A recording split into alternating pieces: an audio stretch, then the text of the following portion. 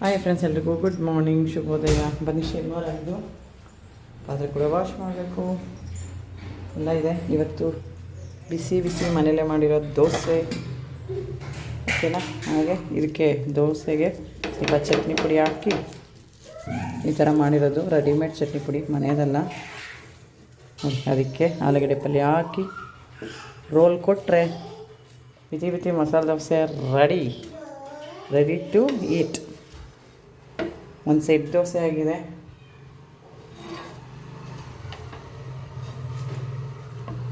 ಬಿಸಿ ಬಿಸಿ ಮಸಾಲೆ ದೋಸೆ ರೆಡಿಯಾಗಿದೆ. ಹೋಗಿ ಆಲೂಗಡ್ಡೆ ಪಲ್ಯ, ಚಟ್ನಿ.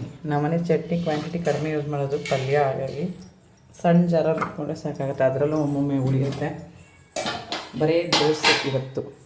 ಅದು ಯಾಕೋ ನಾನು ಒಂದೇ ಒಂದು ಇಡೀ ಅಕ್ಕಿ ಅಥವಾ ಒಂದೇ ಒಂದು ಇಡೀ ಅನ್ನ ಅಥವಾ ಅವಲಕ್ಕಿ ಹಾಕಿದ್ರೆ ದೋಸೆ ಮಾಡೋಕ್ಕೆ ಕಿತ್ತೋಗುತ್ತೆ. ಅದಕ್ಕೆ ಇದಕ್ಕೆ ಸ್ವಲ್ಪನೂ ಅನ್ನ ಅವಲಕ್ಕಿ ಏನೂ ಹಾಕಿಲ್ಲ. ಬರೀ ಅಕ್ಕಿ, ಉದ್ದಿನಬೇಳೆ, ಸಬ್ಬಕ್ಕಿ, ಕಡಲೆಬೇಳೆ, ಮೆಂತ್ಯ ಆರೋಗ್ಯಕ್ಕೆ ಒಳ್ಳೆಯದು. ಕಡಲೆಬೇಳೆ ಕಲ್ಲರ್ ಬರುತ್ತೆ, ಮೆಂತ್ಯ ಕೂಡ ಕಲ್ಲರ್ ಬರುತ್ತೆ, ಒಂಥರ ಕಮ್ಮಗೆ ಫ್ಲೇವರ್ ಚೆನ್ನಾಗಿರುತ್ತೆ.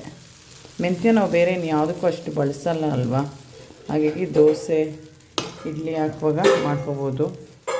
ಈಗ ಇದಕ್ಕೆ ಒಂದು ಸ್ವಲ್ಪನೂ ಅನ್ನ, ಹಾಗೆ ಅವಲಕ್ಕಿ ನೆನೆಸಿಲ್ಲ, ಇದರಲ್ಲಿ ಪಡ್ಡು ಮಾಡ್ಬೋದು, ಚೆನ್ನಾಗಿ ಬರುತ್ತೆ. ಹಾಗೆ ಇಡ್ಲಿನೂ ಮಾಡ್ಕೋಬೋದು. ದೋಸೆ ರೆಡಿ. ಶನಿವಾರ ಬೆಳಗ್ಗೆ ಟಿಫನ್ಗೆ ಚಟ್ನಿ ಪುಡಿ ಉದುರಿಸ್ಕೊಂಡ್ರೆ ಕೆಂಪು ಚಟ್ನಿಗಿಂತ ಥರ ಹಬೇಲೆ ಚೆನ್ನಾಗಿ ಬೇಯುತ್ತೆ. ಟಿಫನ್ ಕೊಡಬೇಕು. ನನಗೇನು ಚಟ್ನಿ ಪುಡಿ ಹಾಕೋದು ಇಷ್ಟ ಇಲ್ಲ. ನಾನು ತಿನ್ನೋರ್ಗೆ ಹಾಕ್ಕೊಡ್ತೀನಿ, ನಾನು ಹಾಗೆ ತಿನ್ಕೋತೀನಿ. Thank you, bye bye, take care ಎಲ್ರಿಗೂ. ಅಮ್ಮ ಬಾಯ್ ಮಾಡಿ, ಬಾಯ್ ಅಣ್ಣ, ಬಾಯ್ ಬಾಯ್ ಬಾಯ್. Thank you.